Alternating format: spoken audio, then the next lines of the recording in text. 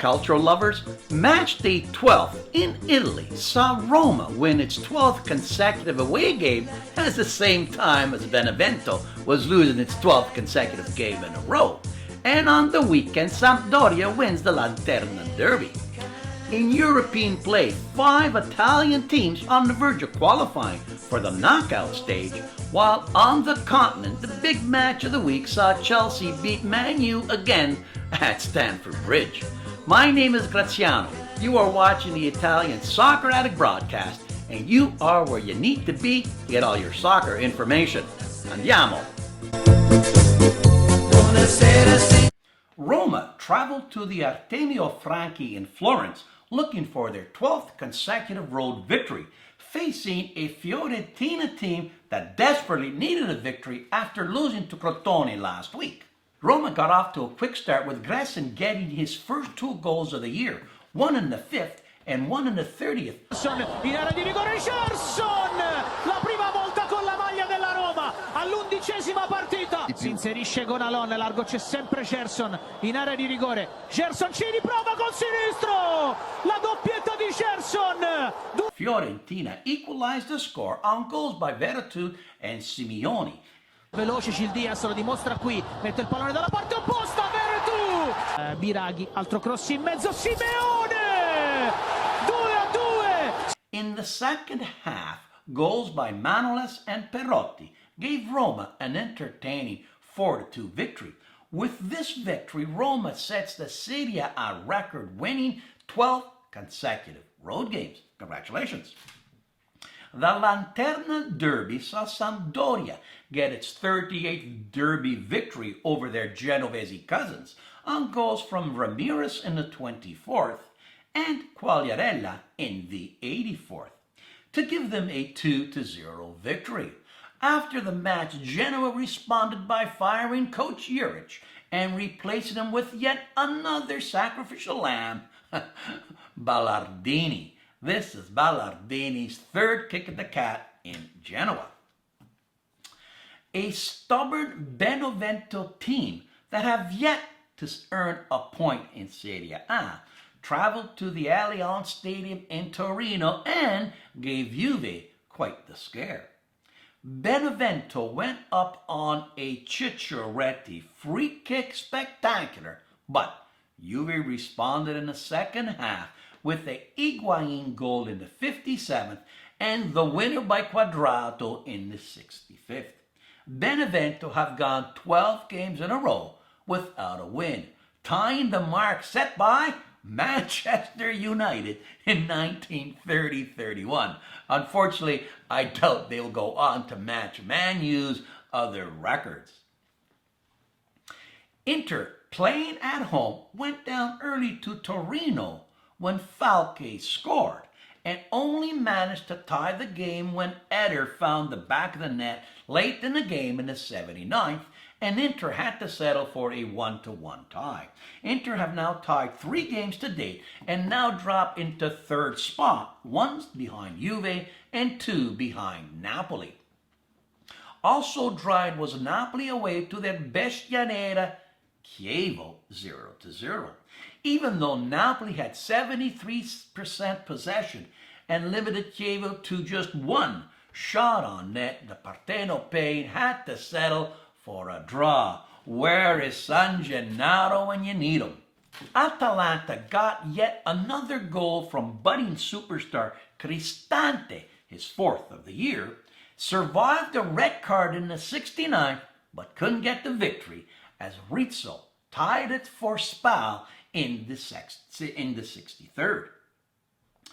The Houdini of Italian soccer, Crotone, who last year escaped regulation with a late winning push, are at it again, as this year they have now won their 2nd game in a row, this time taking out Bologna 3-2.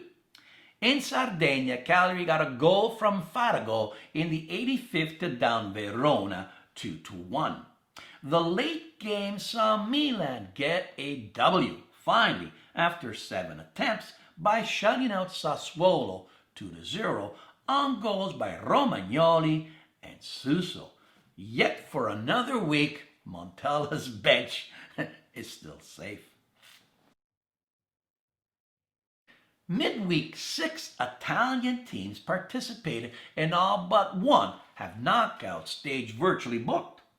Chelsea went to Rome where they not only saw the ruins but got ruined at the Olimpico with 2 El Shaarawy spectacular goals to beat the Blues 3-0. Straight away towards Dzeko, couldn't quite collect it. Oh, what a one! El Shaarawy bursting onto the ball. He's done, so he won't be going to the World Cup. Oh, he's let that run there. Rudiger! And my goodness me! El Shaarawy! His first goal at the 44th second mark was a record for the fastest start ever. The ruin could have been much worse as Roma missed easily 4 sitters. Roma are now top of their group, that included Chelsea and Atletico, and only need 1 point to qualify and 1 victory to finish first. Juve got a goal from Higuain to tie Sporting 1-1. Juve also need 1 more point to qualify, but it'll have to be second behind leader Barcelona. The only team to lose was Napoli, who were overrun by Man City 4-2. Napoli, with 2 games left, need big victories in their last 2 matches and a lot of help to hopefully finish second. Napoli is so unlucky. Last year they had to play Real Madrid, who went on to win the whole tournament, and this year they draw Man City, who I think will also win it all this year. In Europa League, Milan drew again with Athens and have 8 points. All they need is 1 more point to qualify, as does Atalanta after they also tied. They also need 1 more point to qualify, while Lazio won and are already through with 2 games to spare, so now they can rest everybody. Across the pond, the big match of the week saw Man U travel to Stamford Bridge, where they have 0 wins in the last 15 matches. Make that 16, as struggling Chelsea got yet another Morata header to beat Man U 1-0.